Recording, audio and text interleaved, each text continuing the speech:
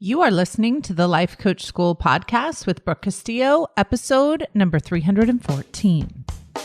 Welcome to the Life Coach School podcast, where it's all about real clients, real problems, and real coaching. And now, your host, Master Coach Instructor, Brooke Castillo. Well, hello, my friends. Welcome to the podcast. How are things? Maybe don't answer that. I'm just kidding. Hey, so today what I wanted to talk about is what we can control. And I've been doing a lot of coaching, probably more coaching than I've done in my whole life, on lots of traumatic things that are going on in people's brains right now. And it is my honor and pleasure to be able to coach everyone on everything during this time. But one of the things that I wanted to offer to each and every one of you, and it doesn't depend at all on what your circumstance is that there are a lot of things that we can't control, and there are a lot of things that we can control. And when you think about the model and you think about that circumstance line, that is the line we can't control. But everything else in that model, we can. So of the 5 things in the world, one of the things we can't control. We can't control our circumstances, but we can control our thoughts. We can control our feelings, our actions, and our results, and what we decide to do with all of them. So when we try to control the circumstances, we lose our minds. It makes us a little nutty. And we get mad at the other people, and we try to control the other people. We try to control the universe. We try to control whether we get sick or not. We try to control the government. We try to control our neighbors. It makes us nuts. So the people that I'm working with that are trying to control circumstances are having the toughest time right now. The people that I'm working with who are attempting to just control what they can control, which is their thoughts, their feelings, and their actions and their results, are having a much easier time. And in fact, what I'm noticing is the ones that are focused on what they can control are producing, are creating, are contributing to the solution.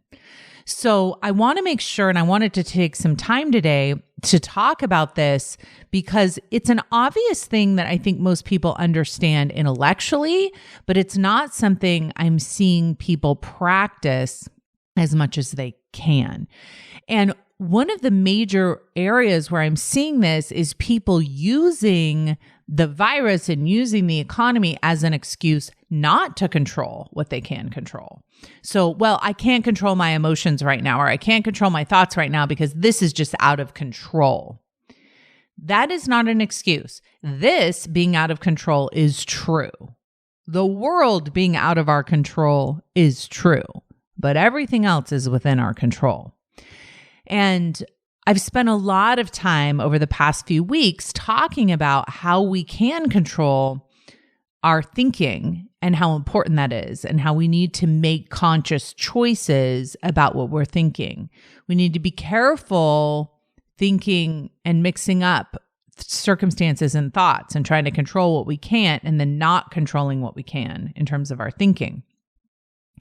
I've talked about how important it is not to misassign meaning to things and make things mean something that they don't, understanding that circumstances are neutral and the meaning that we give to those circumstances is what matters. Our feelings and processing our emotions is so important right now. I've seen so many people trying to deny what they're feeling, trying to deny their emotions, not allowing space to feel them and honor them. And so if you find yourself buffering or escaping or going online and trying to get away from yourself, that's going to create a lot of negative consequence and make you feel even more out of control. So what I want to recommend, and normally I would teach you to do a thought download and to take a look at your thoughts and to create models and to create new models and choose new thoughts you want to think. And I still highly recommend that, but I've already done a lot of podcasts on that. I wanted to offer something a little bit more practical. And I'm going to call it worry while you work. Because so many of us right now are worried and we're trying not to be worried, which isn't working. And so instead of trying not to worry, what I want to offer to you is the concept of continuing to worry, but make sure you're utilizing the worry energy into producing a result that you want. And one of the ways that I do this and is super effective for me is organizing. Not what you were expecting. Organizing and cleaning. In a time where the world feels out of control to me, I find an immense sense of calm in controlling my environment, in organizing my environment, and in cleaning my environment. So my recommendation to those of you who worry and have anxiety is to schedule time to worry and be anxious, but don't do it while you're sitting down. Don't do it while you're meditating or walking. Do it while you're organizing. Trust me on this. When I first started Scholars, we created curriculum for the first 3 years. That curriculum is now in the archives within Scholars. We call it Archive 1.0. And when you join Scholars, you get access to all of the archives, which means you get the online workbooks, you get all the videos, and you get all the coaching sessions that we did on that topic. One of the topics, October's topic, was how to organize your life and your mind. And you'll see that book, Amy Gianni's, on the front of it. And if you go into Scholars and you go into Archive 1.0, there's Organize Your Life and Your Mind. I want to highly recommend that if you're new to Scholars and you don't know about that section, that you go and find it and that you read it. I'm going to read a little bit of it to you here today, but that you go in and that you read it and that you do some daily work within that book in terms of organizing. Now, the key here is not to overwhelm yourself. The key is not to say, okay, I'm going to go organize my entire house or my entire kitchen or my entire closet. What you want to do is pick one small area. It might be your underwear drawer or your sock drawer or your office drawer or a section of your kitchen or an area in your house, a very small area. It shouldn't take you longer than 1 hour, and you're going to schedule this time. Now, remember, you're scheduling it, and during that time, you're going to allow yourself to worry while you work. You're going to allow yourself to process the emotion of worry and anxiety and fear and all of that while you're organizing this space or this drawer or this area in your life. I personally have a small closet in my office, and most of you who have seen me on video in Scholars, you see that it's behind me and to the left. There's this door. And when you open it, there's all these shelves in there. And this is where I keep my books. Now, the problem is that I buy at least 4 books a week. So that very small closet cannot accommodate all of my purchasing and reading. And so when I'm done with a book, I donate the book. And sometimes if it's a book that I think I'll read again or I'll reference again, I keep it. So inside that closet are all my books that I haven't read yet, that I'm about to read, or there's books that I love so much that I kept that I've underlined inside of there and kept notes inside of there. So for me, going through that and cleaning out that area and looking at all my books, I love books so much, and making it pristine and lovely in there gives me a sense of calm like nothing else does.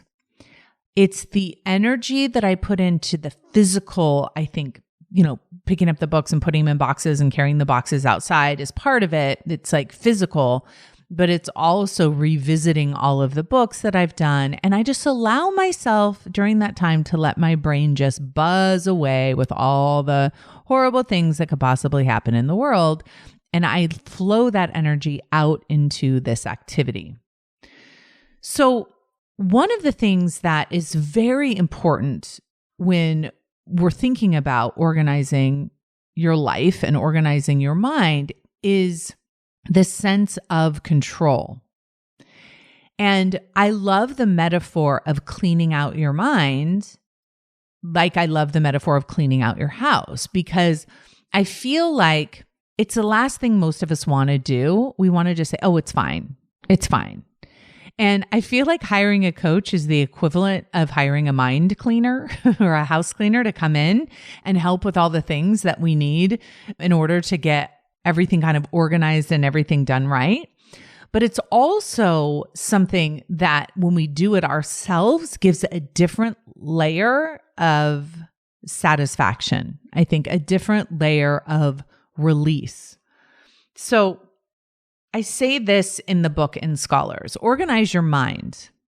To organize, to arrange into a structured whole. Your brain, and that's whole, H-O-L-E. Your brain is filled with thoughts, 60,000 thoughts per day. Imagine that many thoughts in a room. Whoa. You have thoughts that run subconsciously because they are efficient and repetitive. For example, lifting up your leg, moving it forward, setting it down. These repetitive and programmed thoughts that serve us don't need to be organized deliberately. Our brain does that very well. The repetitive and programmed thoughts that don't serve us do need to be organized. Think of them as the thoughts stuffed away at the back of the closet. They seem harmless because you don't really know what's in there. You aren't really paying attention. But these thoughts are continuously creating unwanted emotion in the background. We need to pull these thoughts into our consciousness and make decisions about them. Is this thought serving me? Do I really want it? Is it current or outdated? We will use these same questions as we go through this entire month and organize our minds and our lives. So as you're going through, let's say you've picked the drawer in your office. As you're going through that drawer, you're going to notice stuff that you didn't even know you had. You may find stuff that you didn't even know you had lost. And what you'll do when you go through that drawer is you'll ask yourself, is this item serving me? Do I really want it? Is it current or outdated? And you will decide to let some of the things in the drawer go. And what I've noticed is even with the books that I let go, some of them I only read a couple pages, never got into it, and I let it go. There's something powerful about the process of letting things go, getting rid of things, creating order in a place where there was no order. And when we do this physically, when we do this mentally with a space in our home, it becomes much easier for us to do it with our minds. And so what I will recommend to you is that if you feel worried and anxious, you do the organizing activity on an area first, and then you do it on your mind. What is going on in your mind that you need to declutter? What are the thoughts that you aren't even aware of that you need to let go of thinking? You need to make a choice not to think. I'm going to skip forward a couple pages and read another piece of this. Now, if you're in Scholars, you can read this whole thing. It's already in there. You just need to pull it up. Thought organization. I'm on page 11 of the book now. With so many thoughts per day, we have to get a closer look in order to get organized. We do that with the thought download. So that means we go into our brain and download every thought. The exact same thing is what I recommend you do when you're going through a drawer. You take everything out of the drawer or everything out of the closet or everything out of the cabinet, whatever space you're working on. You remove everything, then you clean the space while it's empty, and then you decide what to put back in. You ask yourself, is it serving me? Do I really want it? Is it current or outdated? I'm going to warn you, these questions do not apply to the circumstance or the situation. They only apply to the thought. When you ask these questions, make sure you have a sentence in mind and not just any problem that you're dealing with that you aren't recognizing as a thought. For example, let's say your husband yelled at you about the kids staying up late and you thought he was rude and dismissive. You're not asking these questions about your husband's behavior or any other circumstance. You're asking these questions about the thought he is rude and dismissive. Does that thought serve you? Do you really want that thought? Is the thought current or outdated? Okay, so when you're doing this work on your mind, you want to pull all the thoughts out of your mind and put them on paper. Now, recognize anything that is a circumstance when you do that thought download, and that you just simply release. We're not going to do work on that. And it's kind of like when you clean out a drawer. There's certain things that you just don't need, that you don't need to think about. You have to keep them, or you know that you have to get rid of them. Let them go. Okay? Now, when you go through this process and you organize the space in your house and you organize your thoughts in your head, you're going to start realizing that you have much more control over your immediate environment in your home and your immediate environment in your brain. And this will start to develop a contrast for you, because you'll start to know and remember that the most power you have is in your ability to make a decision. And when we are in times of chaos, we forget that we have the ability to make decisions, because we can't decide maybe to go to work, or we can't decide maybe whether we get sick or not, or we can't decide what's going on with the stock market. We start to feel powerless. We look outside of ourselves at the circumstance and we start to feel powerless. And the best possible thing that we can do is to come back to ourselves and start making decisions. Now, because this isn't a time to be making big decisions in our lives, for most of us, we don't really know, we're not deciding what we're going to do, immediately for really big decisions, most of us. What we can do is make little decisions. We can make little decisions about what to keep in the drawer and what to get rid of. And we can make decisions about what thoughts to keep in our minds and what thoughts to get rid of. And all those little decisions start to build up our sense of control, our sense of power over what we can control. I just coached a woman today. She and her husband were both laid off from their jobs, and she was in a really negative mind state. And she was thinking thoughts like, I'm stupid. I'm not good enough. I'm a dunce. No one likes me. No one's going to hire me. This is never going to work. And what I said to her was, you need to clean that up aggressively. You need to get rid of the garbage that smells in that drawer, right? This is not something that you want to continuously be used to. And that those are the thoughts that are in your mind that are berating and self-loathing and negative. You need to literally throw them away and do not let them be believed or thought of consciously again, period. A thought like, you are stupid, is not allowed. It's just like you wouldn't allow the trash in your house to overflow all over the kitchen and pretend like it wasn't there. The same thing is true with our minds. And if you feel like you're having a really hard time with thought work and putting your thoughts down and organizing them, pick a drawer, pick an area, take all your emotion and put it into the organization of that area. And when you feel the sense of relief and the small sense of control that comes from being able to organize that one area, you'll be in a much better place to then do your thought downloads. one of the quotes that was pulled out here on, I think it's page 19, it says, "It's truly a choice what you keep in your brain." It's truly a choice what you keep in your home, what you purchase.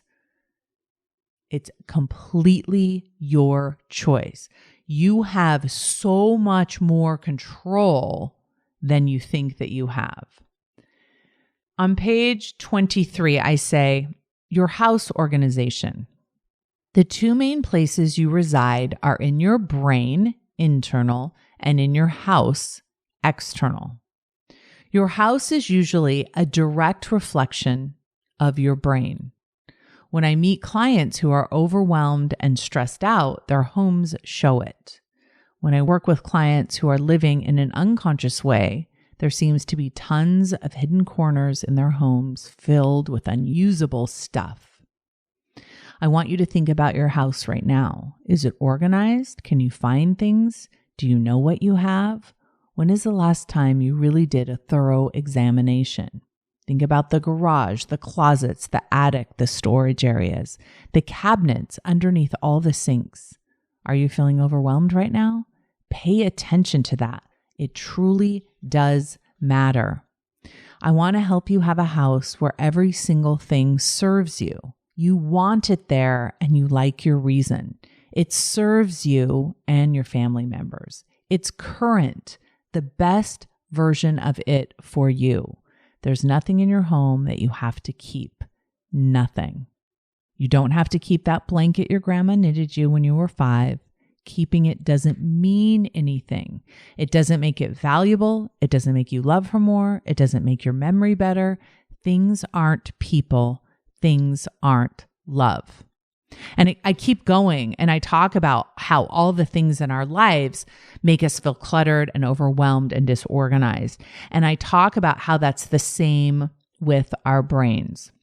So I really want to encourage you, those of you who are feeling completely out of control, to work through that entire workbook and to clean all of that up. And I go through in detail how exactly to do it. But for now, and for those of you who maybe aren't in Scholars and you just want a tip, pick, instead of sitting in front of the news and instead of going into the pantry, pick one area, organize it, sit down and organize your brain and notice how different you feel. There's what you can control, and that's what you should focus on. Make decisions, feel the power of those decisions, and come out on the other side of the idea that we have no control right now. We both don't have control and we do have control, and we want to make sure we're giving equal play to those. Please enjoy organizing over the next week, and I'll talk to you next week. Take care. Bye. Hey, if you enjoy listening to this podcast, you have to come check out Self-Coaching Scholars. It's my monthly coaching program where we take all this material and we apply it. We take it to the next level and we study it. Join me over at thelifecoachschool.com/join. Make sure you type in the THE lifecoachschool.com/join. I'd love to have you join me in Self-Coaching Scholars. See you there.